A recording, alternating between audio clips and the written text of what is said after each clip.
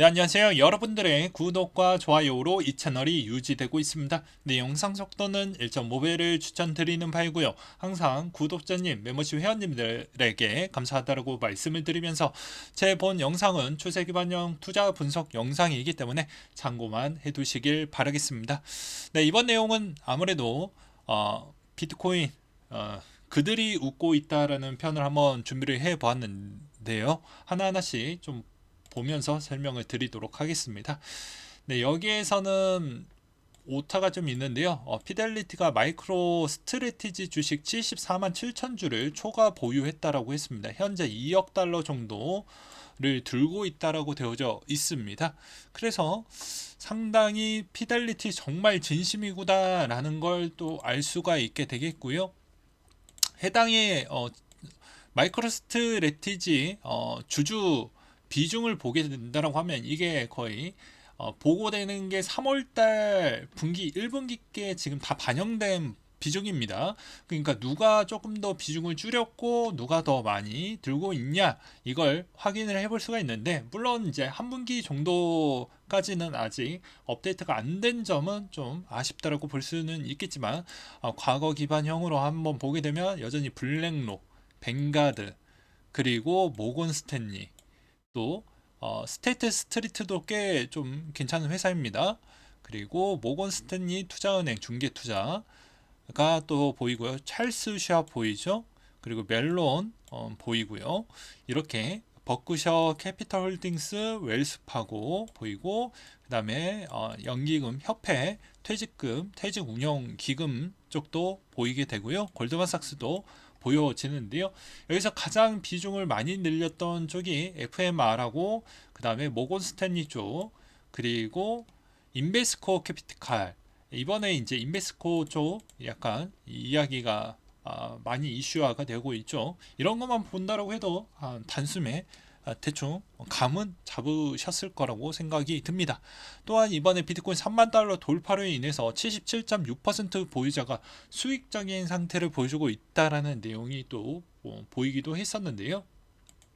여기에서 여러분들에게 한 번 더 팁을 드린다고 하면, 비트코인 너무 비싸, 몇 천만 원인 것 같아, 진짜 소수점 거래를 정말 모르시는 분들을 혹여나 계실까봐, 고인물 형들은 다들 알고 계시겠지만 신규로 진입했던 자들은 또 모르실 수도 있잖아요. 그래서 소수점 거래가 가능합니다. 근데 이게 너무 가격이 비싸니까 몇 배 못 올라가겠지 라는 생각으로 이제 알트의 접근도가 훨씬 더 높아지겠지만, 여전히 부자가 사는 이유는 우리가 부자와 비슷한 자산 포트폴리오를 들고 있으면 중간 정도는 된다라는 걸 좀 말씀을 드리는 바예요. 근데 나는 죽어도 비트코인 사고 싶지 않다라고 하면 의외로 상대적 대비 마이크로 스트래티지 주식을 사시면 됩니다.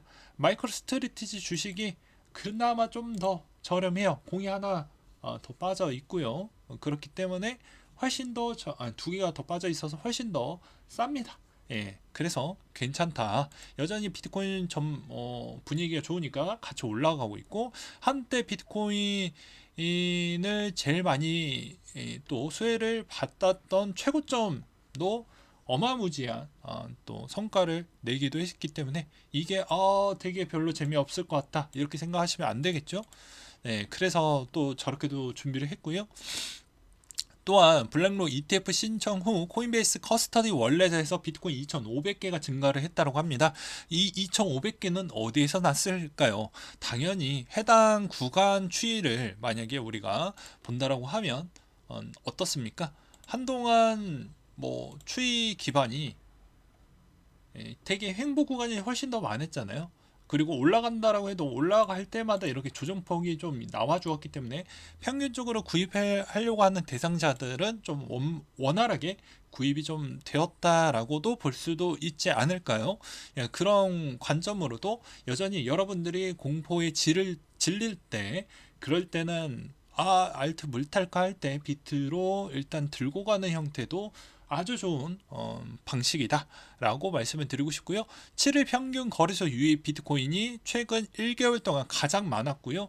그리고 7일 평균 수익성도 상당히 좋은 퍼포먼스를 보여주기도 했습니다.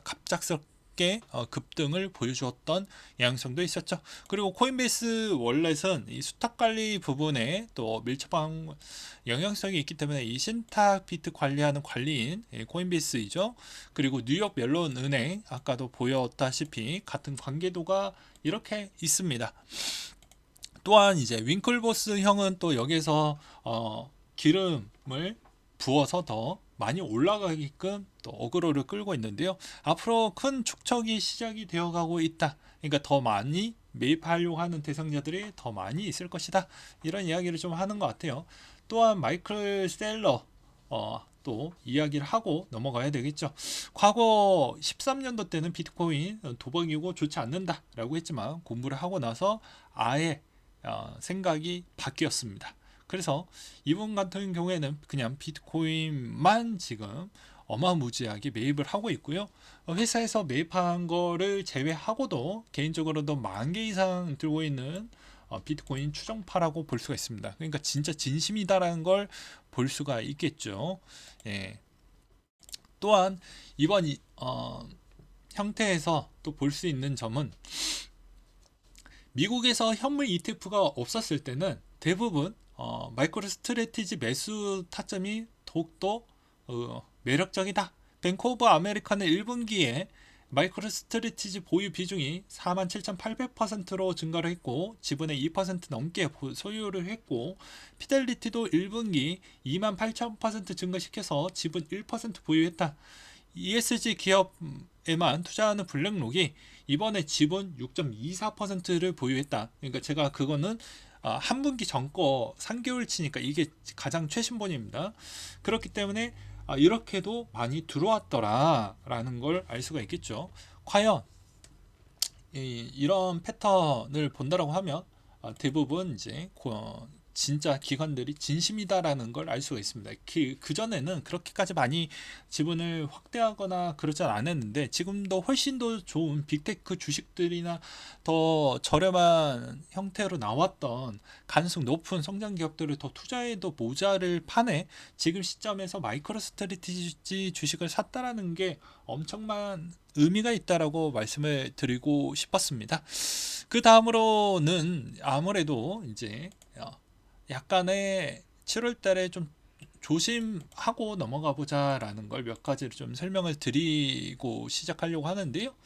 여기에서도 이제 해당 패턴은 아무래도 이 7월 1일부터 이제 알트코인 판매에서 비트와 이더로 전환된다 라고 해서 해당 물량과 그 다음으로 또 로빈후드에서 상장 폐지가 27일 정도에 있는 것들 물량도 고려를 해야 되겠죠. 그 다음으로 바이낸스 소식으로는 이제 디지털 자산 플랫폼 출시를 카자흐스탄에서 했다라는 게 좀 눈에 들어왔고요. 또한 리플이 싱가포르 통화청에서 디지털 결제 라이선스를 승인 취득을 했다고 합니다. 여기서도 암호화폐 지원 결제 고객 사용에 더욱 확대하고 토큰 제품 서비스를 제공할 수 있다라고 문구가 되어져 있습니다. 여러분들은 과연 어떤 생각을 가지고 있을까요? 과연 이 시점에서 끝났다라고 보는 게 맞을까요? 아니면 더 먹을 수 있는 부분이 있을까요? 그리고 대부분 부자들은 벌써 스탠스를 바꿔서 지금 진행을 하고 있는 실정입니다. 과연 여기에서 어떠한 패턴으로 가고 있는지도 계속 확인이 필요하겠죠. 여러분들에 대한 이 기간적 추이는 누군가에게는 고통이 될 수도 있고 누군가에게는 부자들이 구입할 수 있는 조로의 기회에 있는 찬스를 다 놓치고, 그러니까 그분들이 이제 기회의 찬스를 잡고 계속 이제 더 응집하고 축적하는 양으로 가고 있고 그 시점에서 이제 또 지나면 또 땅을 치고 후회하시는 분들도 많이 나올 것으로 보여집니다. 또한 알트코인들은 언제 오냐면 어차피 대부분 비트코인이 어느 정도 성장해서 고점이다라고 생각할 때 그때 스위칭 물량으로 마켓으로 흘러가는 물량이 꽤 많이 나오게 됩니다. 그러니 최근에도 이제 EDXM으로 거래소 오픈되고 기간이 필요하고 그 다음에 해당에 있는 ETF 쪽에서 이제 수탁 들어오고 이런 게 보여지다 보니까 동향이 어땠습니까? 테더에 있었던 거 갖다 물량 빼서 비트코인으로 교환해가지고 빠져나갔던 것도 있을 것이고요. 그 다음에 USDC에서도 자체적으로 구입하려고 이미 증가됐던 물량들도 상당히 나왔다라는 것도 여러분들은 잘 보셔야 됩니다. 네.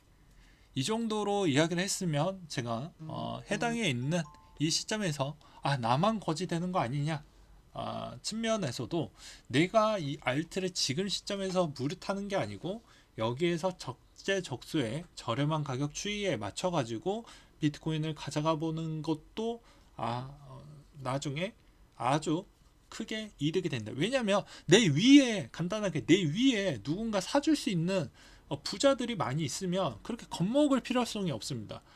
딱 보면 아크 인베스트 누나 알아서 사주고, 그 다음에 엘살바도르 쪽에서도 알아서 사주고, 또 어떻게 보면은 미국 기관들이 이제 막 들어오고 있고 얼마나 좋습니까?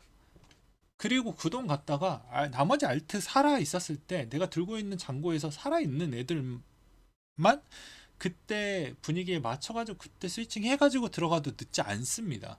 다시 한번 말씀을 드리지만요. 그럼 지금에 있는 가격 추이가 나중에 좀 부담이 된다라고 한다라고 하면 조금 더 기다렸다가 사셔도 괜찮을 거라고 생각을 합니다. 왜냐하면 아직까지도 거래소를 준비하려고 하는 자와 현물 ETF를 저렇게 만약에 하나가 통과가 됐으면 지금과 응집됐던 물량 가지고는 한없이 부족하기 때문에 어떻게 해서든 누군가를 흔들어 제끼려고 할 거라는 생각이 많이 듭니다. 그래서 마지막으로는 뭐 이런 내용도 같이 좀 준비를 해 보기도 했었는데요. 그냥 재미로 한번 봐주셨으면 좋겠습니다. 출처는 경기도 웨일님께서 작성하셨던 내용 기반으로 설명을 드리려고 하는데요. 자, 셀시우스, 그레이스케일, FTX, 피델리티 같은 전통 금융의 각계 격파에 흡수되는 된다라는 이야기를 한번 해보려고 한다. 파산 후 피델리티 인수설, 그러니까 보게 되면 1000억 달러 그레이스케일 주고받는 엄청난 그레이스케일의 자회사가 있었는데 그게 HQ 캐시 매니지먼트 회사를 보게 되면 엄청난 현금을 주고받고 했던 게 보여진다. 그래서 해당에 있는 베리 실버트 지분이 25% 정도가 눈에 들어오고 결국에 그레이스케일 내 마지막 현금성 자산들이 이쪽으로 남아있을 가능성이 높아지게 되는데, 그러면 당연히 그런 회사들을 제네시스 트레이니 등의 다양한 회사들을 몸빵으로 세워서 이제 버티려고 했는데 그게 잘 안 되겠죠. 그래서 피델리티나 블랙록이 이제 결국에 내놔 하면서 아마 흡수가 되지 않겠냐라는 그런 내용들도 있기도 했습니다. 그래서 이제 여러분들이 생각하기 나름이긴 하지만 항상 부자는 소수가 되고 그리고 다수는 여전히 변화 없이 사는 것이겠죠. 또 누군가는 저를 바보라고 취급을 하고 하겠지만 결국 시간이 결과를 보여주게 될 것입니다. 네, 그래서 저도 그 위험한 베팅에 계속 위험하다라고 하면 투자는 항상 위험한 겁니다. 위험한 부분이 없는 게 뭐가 있을까요? 네, 다 위험한 거죠. 네, 저는 그렇게 생각이 들더라고요. 네, 오늘 내용 여기까지 준비를 했고요. 이상으로 마치도록 하겠습니다.